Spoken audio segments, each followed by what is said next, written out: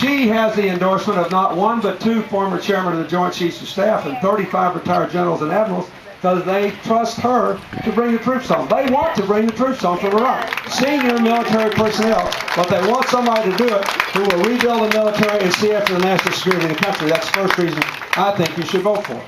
Now, the second thing is, most Americans are more preoccupied right now with their economic circumstances, for very good reasons. Most Americans think they're already in a recession. You agree with that? Yes. The reason is they are. That is, the definition of a recession is one day more than 6 months of negative economic growth. And since the overwhelming majority of American families have flat incomes and exploding costs, they are by definition in a recession, even though the country isn't. How could that be? Because in this decade, 90% of the economic benefits have gone to just 10% at the top. 43%, listen, this is unbelievable, 43% of this decade's growth to the top 1% of earners in America. That's the kind of stuff we used to attack Latin American dictators for doing. That's the biggest increase in inequality since the 1920s. Look at us. We're here because we know we live in an interdependent world. Look at how much more interesting this crowd is than if we'd met here 30 years ago. We have much more ethnic and racial diversity. We have more gender diversity. We have more age diversity. Look at the power of young people as well as older people in this election. Look how many people were able to have their voices heard through the internet. Look at this. The economic system we have created is a violation of everything this crowd represents. And Hillary knows we have got to get back to shared responsibility, shared opportunities, and shared capabilities. You ought to vote for her because her jobs policy and her economic policy has been amended, or if you will, articulated in terms specific to Oregon. She respected you enough to put out an Oregon compact, which the governor endorsed, which tells you what she would do that helps Oregon. I'll just give you two examples. One is she is the only person you can vote for that voted against that Bush-Cheney energy bill with all of its subsidies in it. That's why she wants to take them back. But that energy bill did one other terrible thing that hit Oregon worse than any state in America. It stripped from you the right to approve the siting and the routing of your own liquefied natural gas facilities and the pipelines that carry the gas from there to its ultimate destination. Instead, it gave it to the Federal Energy Regulatory Commission. Hillary voted against that bill with gusto because she has personal experience from the time when I was governor of Arkansas, and they stripped our state of the right to approve new nuclear power plants and appropriated it to the federal government so they could saddle us with plants we didn't need and make our ratepayers pay for it.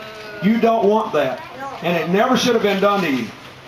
So now they're thinking about putting 3 LNG facilities on the coast of Oregon. You have no say in whether you need them, even though they will bring in twice as much gas as Oregon and Washington combined can use in a year. You have no say on an alternative siting, and you have no say on where the pipelines go, and that's a very big deal to you here. So Hillary has co-sponsored Senator Ron Wyden's bill to reverse that, and if you make her president, you will get it reversed. And to crack down on the abuses of these student loan companies. Why are you in a country where we make kids borrow money at 14, 16, 18, sometimes 20% interest? That is the craziest thing I ever heard. You know, when I met Hillary in law school, we were broke. I had 6 jobs, never more than 3 at once. We were up to our ears in debt, but you know what? Our country believed in its young people, and we borrowed money from the United States government for 3% interest. When I was president, 10 million more young people got aid. We let them borrow money from the government. That made the private loan companies lower their interest rates. Guess what?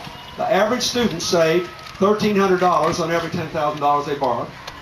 $9 billion they saved. But the taxpayers also saved $4 billion. Why? Because once you made it possible for young people to repay their loans, they did it, and so nobody defaulted, and the taxpayers weren't left holding the bag. Right. This is crazy what we allowed to happen, and she will turn it around. Now, one more thing. She also believes that people who go into public service, teachers, police officers, nurses, firemen, mental health workers, their service should repay the loan. So every year they work, they should knock in that loan. So who loans us money every day in order? China, Japan, Korea, and the oil sellers. You couldn't make this up. Now, the next time you're tempted to bash them, you just remember, they did not make us get rid of our surplus. They did not make us get rid of our balanced budget. They did not make us add $4 trillion to the national debt and put a $30,000 birth tax on every child born in Oregon this year. Our government did that. Those people in Washington did that. And they acted like you didn't ever have to borrow the money. If you were running China, Japan, Korea, or the oil country, you'd loan us money too. What a deal. And the reason we didn't do anything about those toys is the same reason you're not going to get up Monday morning, have an extra cup of coffee, and go down to the bank and slap the daylights out of the bank credit. However much you might want to, you will not do that because you know you might not be able to get a loan for the next week or two. Now, we're being funny, but this is serious. You can't blame anybody else but us for this. So if you really want to go back toward a balanced budget and give these young people their future back, you should vote for Hillary for president. She can win the popular vote. She's ahead in the electoral vote. She can still win this thing. But the most important thing is she'd be the best president. And this is a big election, too big to be decided by little things. Please, please help her. Thank you, and God bless you all.